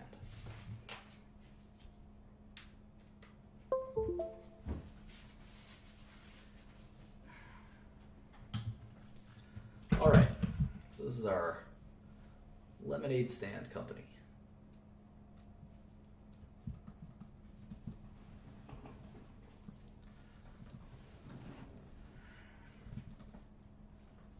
And it's based in Brooklyn, New York, my hometown. Q1, let's see, Q4 15, most recent quarter. Had revenue of $50 million. Great business. My lemonade stand's killing it. I also sell chocolate for my basketball team. My costs in total were $25 million. And my profits, as I mentioned, were $25 million. Makes sense. My accounts receivable were $10 million, let's say. And let's say Q1 rolls around, okay? Q1 rolls around. Same revenue, same costs, same profits. But as my accountants and my finance team are preparing our balance sheet, so the income statement, as we're preparing the balance sheet, we say, okay, John, how much do our customers owe us this quarter? Remember, the balance sheet is as of the last day of the quarter. It's coming up. Pretend it's April. So we added it up, and our customers only owe us $8 million. So what happened? What happened between here and here? Let's say our cash as well went from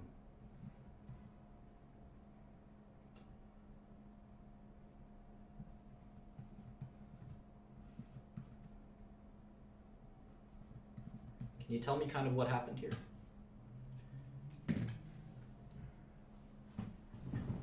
Accounts receivable, of course.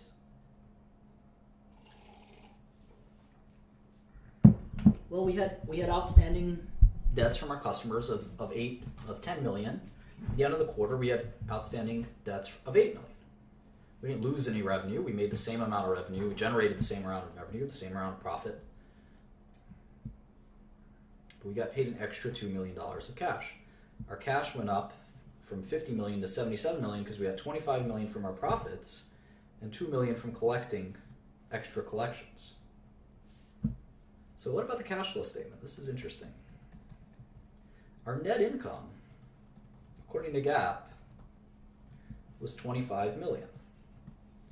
We didn't have any depreciation and amortization.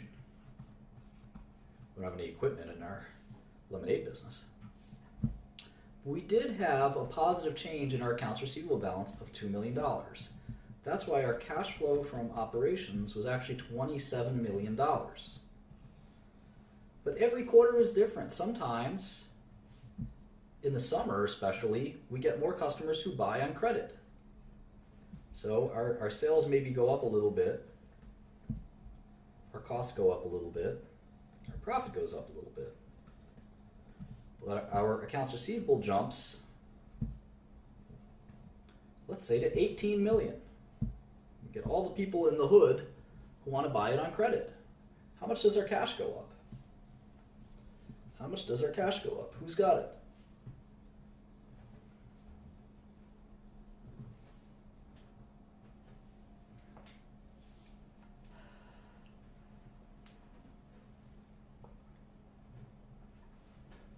What's the number?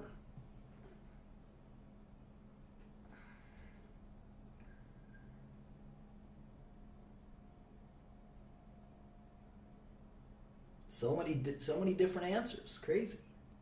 Who's got the right number? What's my cash balance at the end of Q2? 97. Wow, you guys are crazy. This is the easiest question. Of course, it's 97. I made $30 million in Q2. At the end of Q1, I had 77. So that's 107 right there. But my accounts receivable grew by 10 million, so I must have not gotten paid 10 of that 30 million. That's going to be 97. Pretty easy. How about the cash flow statement? Cash flow statement is going to have net income, again, of 30 million this time. No depreciation. My accounts receivable is negative 10 million. This is the change to accounts receivable. The accounts receivable delta, change to accounts receivable. You can see it went, instead of going down by 2 million, it went up by 10 million. So my cash flow from operations is 20 million. What do you think the more accurate representation of my operations is? The cash flow statement or the income statement?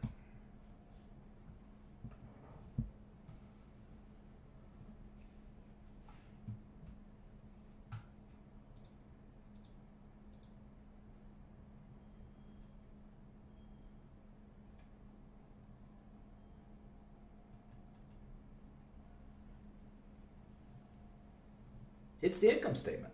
It's the income statement. Because the cash flow statement is going to be swung by this accounts receivable. My customers, they have very different ordering and payment patterns. This happens a lot. In the summer, they take on a lot of debt. By the fall, they've paid me back. It's pretty normal. This is a good, accurate representation. I make 50 million a quarter, 60 million a quarter. These are my profits. Whether people pay me back right now or later, it doesn't make a difference. It doesn't make a difference. This is what I care about. These kind of normal swings, like for instance, another one is accounts payable. Let's say my lemonade stand people, they said, you know, we're going to order extra supplies, and my accounts payable balance goes from 5 million to 15 million back to 5 million. Well, I just made $10 million because I used all my supplies and I paid for them in Q2. I don't have to pay for them in Q3 or Q2, excuse me. I used them in Q1, but I didn't make $10 million. I just didn't spend $10 million this quarter. So this can swing a lot. This is what we call working capital. I think some of you know this. Working capital. It's normal for businesses to have changes in working capital. Accounts receivable, accounts payable, inventories. This stuff is going to swing a lot. There's a reason we like to look at the income statement, because even though it's not based on cash, it gives us a sense of the actual business.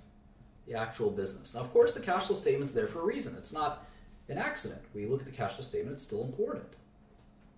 It's still important.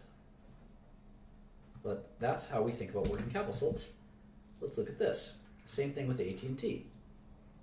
In fact, they gave up a lot of receivables. Their receivables went up this quarter, 739 million.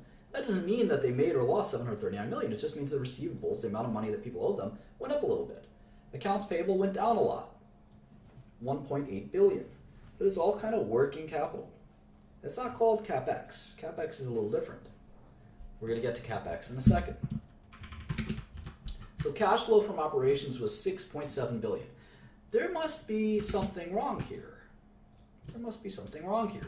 Your brain should not like this. There should be some dissonance, because you'd say, hold on, the income statement, two different income statements, our income statement and the company's reported income statement are both roughly $3.2 billion. So we have two sources telling us AT&T made about $3.2 billion. Okay, fine. And we're going to use that to calculate discount rates and all that stuff. But then they're telling us that they actually generated $7 billion in cash. What happened? Why are we even looking at this income statement if it's so off? How is this possible? Well, the answer, there's three parts to the cash flow statement. There's CFFO, CFFI, and CFFF.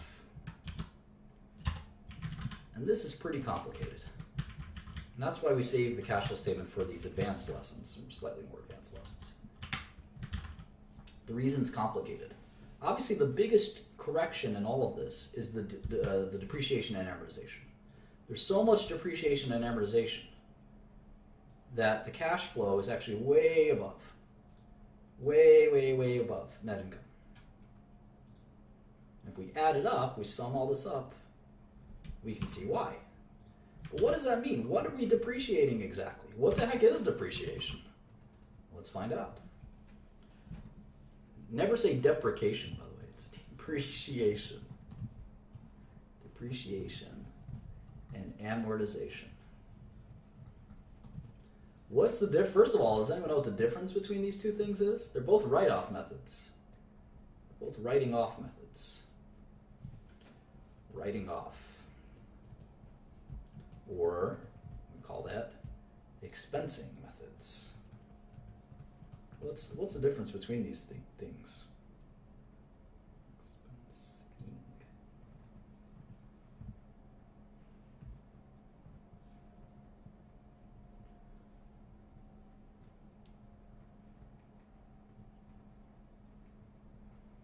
A lot of different answers.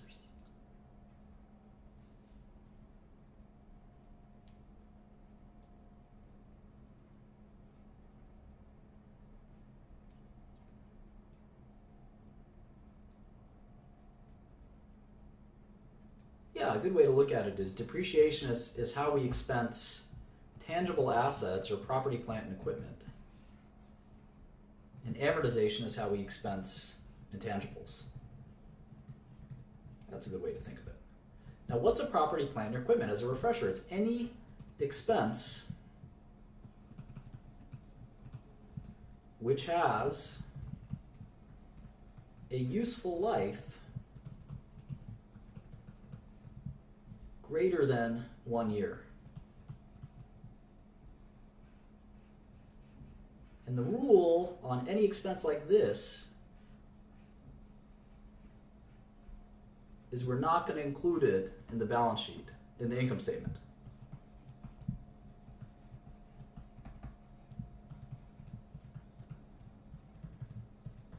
And this is going to confuse the crap out of you. Let me explain why. Let's go back to my company. It's not only a lemonade stand. We also do various things. We dance on the subway. What do they call that? Showtime. What other things do we do in Brooklyn? Lemonade stand, Showtime, and we merged with the Showtime company. These are the subway dancers. Now we're a conglomerate. So here's our revenue: Q1, Q2, Q3, Q4. And we make Brooklyn bagels. There we go. Brooklyn bagels. All right, so our revenue, 30 million, 30 million, 30 million, 30 million. Costs, 15, 16, a little fluctuation. 15, 16, or 17.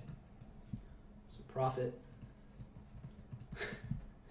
15, 14, 15, and 13. Okay. Now what if I had to buy a lemonade factory to make my lemonade? And I did that in Q2. And that lemonade factory cost me $50 million.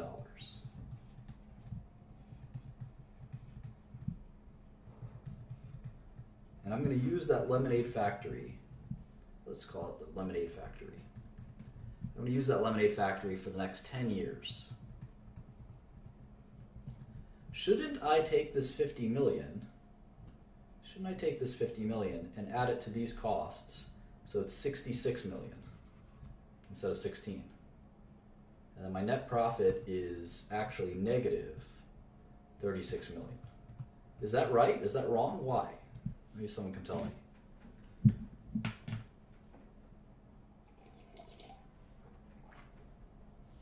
Oh, we got some smarties here. That's right, I should not do that because it doesn't really reflect accurately my operations. It does not reflect accurately my operations. I have to take this 50 million and expense it over time. Expense it or depreciate it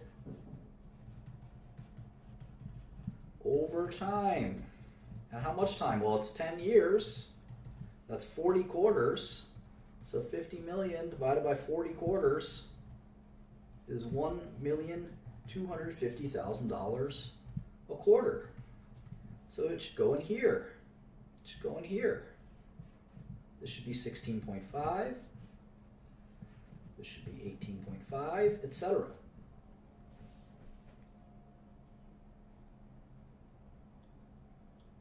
$10 years, $5 million a year, exactly. But what about my cash flow? Aren't I overstating? I'm overstating my cash flow in this quarter, and I'm understating it every quarter from here on out. I'm massive overstating it here, right? Because I'm not making 14 million this quarter, I'm losing 36 million. But then every quarter from here, there's a slight understatement. You might say, well, why is this? Why am I looking at this sort of manipulated income statement that doesn't tell me the truth? Well, it's a little bit of both. It's a little bit of both. I've got a statement that kind of tells me what my operating business looks like. Then I got the cash flow statement that's going to tell me, cash, it's going to say net income. What was my net income in Q2? 14 million. What was my depreciation and amortization? 0, because I bought on the last day of the quarter. What was my CapEx? Capital expenditures on property, plant, and equipment.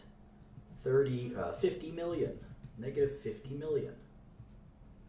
So my cash flow from operations was actually 14 million. Cash flow from operations, assuming all my working capital, my accounts receivables, my inventories, those all balanced out. But my CapEx, my cash flow from investing, sort of an investment, that plant, was negative 50 million. Or is that? And the cash flow from financing, let's say, was 0 million. So my total cash flow was negative 36 million. And that's why my cash balance went down by negative 36 million. The 14 million I made from my business and 50 million I lost. What about next quarter? The next quarter would say net income of 15 million, depreciation of 1.5. So my actual cash flow from operations was 16.5. Remember, I'm understating it now. I'm telling you that I made 15, but my actual cash flow was 16. So I'm going to give you both statements so you can study what the difference was. My cash flow from investing was 0. I made my big investment last quarter. So my total cash flow was 16.5 million. But my depreciation is 1.5 from here on out. So that's how we do it. So let's look at AT&T's CapEx. How much did they spend on CapEx?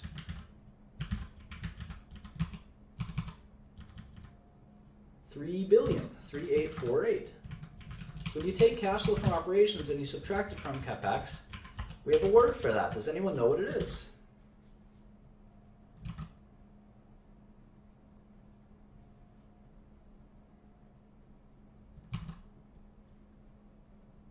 Who's super smart?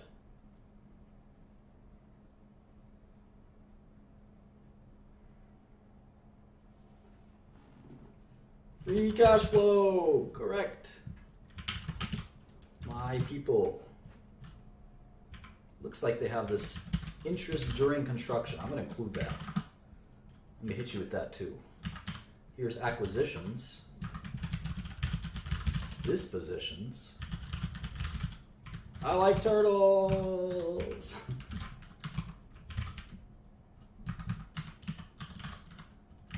And what's this? Dispositions. That's plus 8. And sale of securities.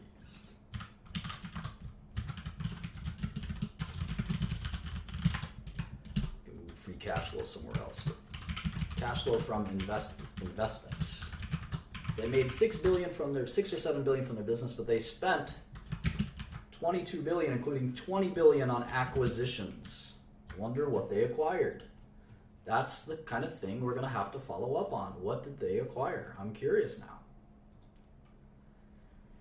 And then here's their cash flow from financing. This is all important stuff too. Debt, issuance of debt. Let's just make it all together, just call it debt.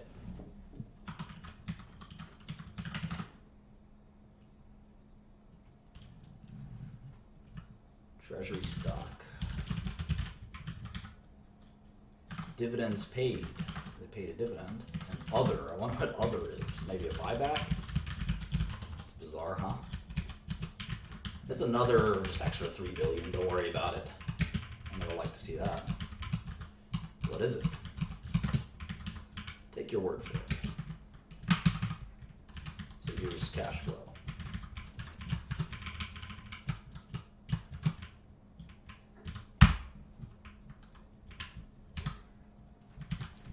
All right. So that was fun. We did our first glance at a cash flow statement. We talked about expensing complicated things like CapEx. We started to set up a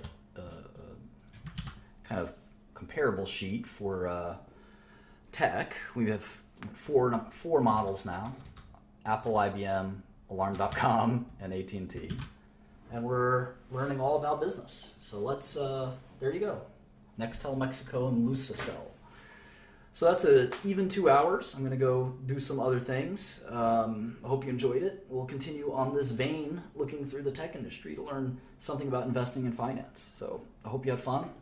Talk to you guys soon. Bye.